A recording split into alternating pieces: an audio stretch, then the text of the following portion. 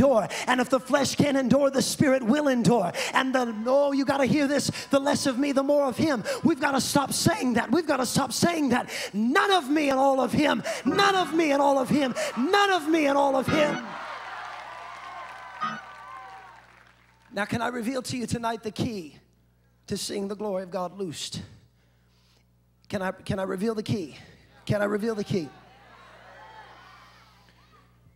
There is nothing that we have been doing right and nothing that we are doing wrong to release or to stop that glory. Hear me for a second. Don't send me back to Ohio just yet. Daniel chapter 2:21, we're not turning there, but it says that God causes to change times and seasons.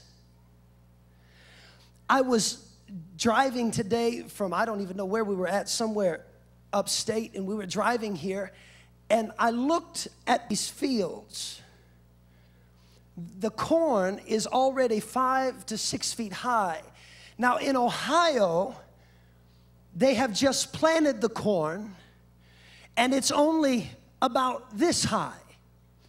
There's more growth in Louisiana and more fruit than there is in Ohio. The ground is not different. The soil isn't the problem. Somebody's about to shout here. The atmosphere is different. Watch. What causes seasons to change? Climate and atmosphere. Oh God, I'm about to go nuts. All of this jumping around tonight, all of this sprawling out all over the floor, weeping and crying, it's heating up the atmosphere.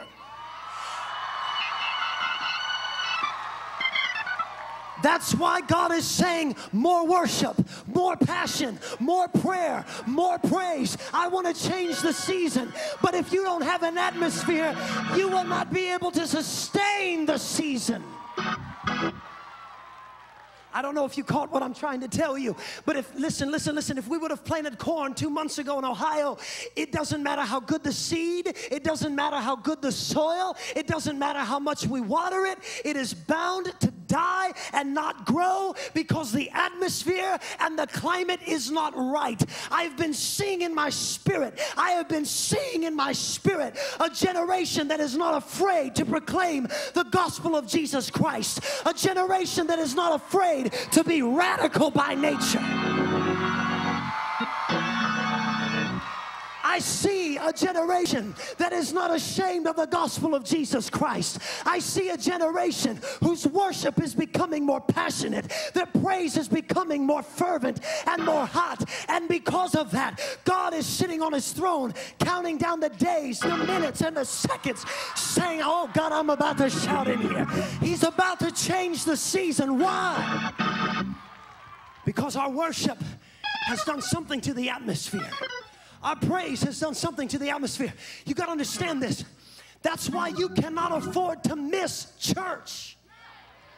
You cannot afford to miss your cell meeting. You cannot afford to miss a day to sweep the carpet in the house of God, because everything you do to serve, you are heating up the atmosphere so God can trust you with the season change.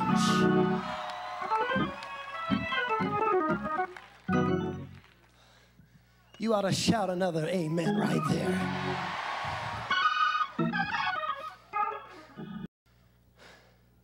I'm going to tell you something.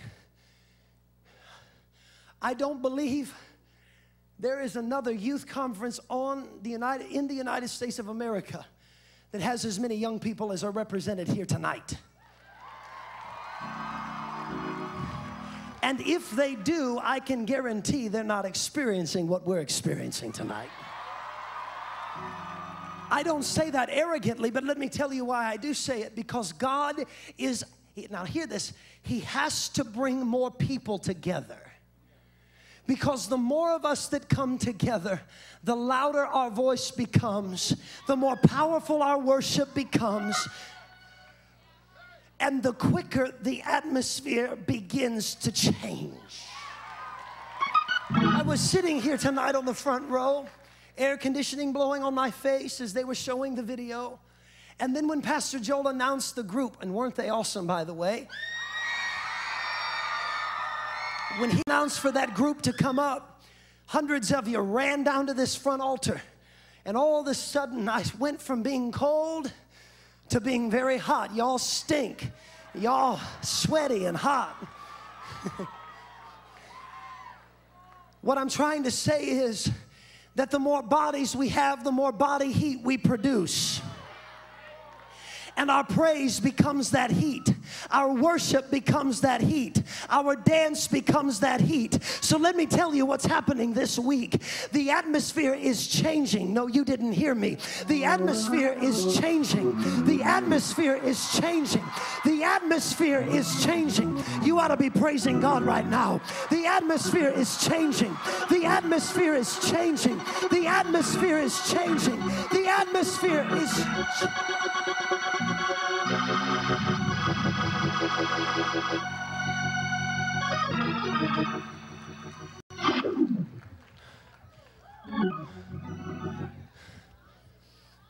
Do those who sow seed decide when to sow it? Some would say yes, but the answer is no. Seasons decide when we sow seed. Who decides when we reap?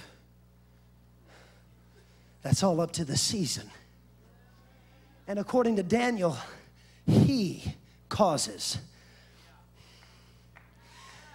But there has to be a reason to cause him to change the season. And 5,000 young people tonight, maybe more, have gathered here tonight to gather together and to lift their hands to heaven and say, we're giving you a reason to change the season over the United States of America. I dare you to lift up your voice and let him know we're causing him to change. We're giving him a reason. We're giving him a reason. We're giving him a reason to change the times and seasons.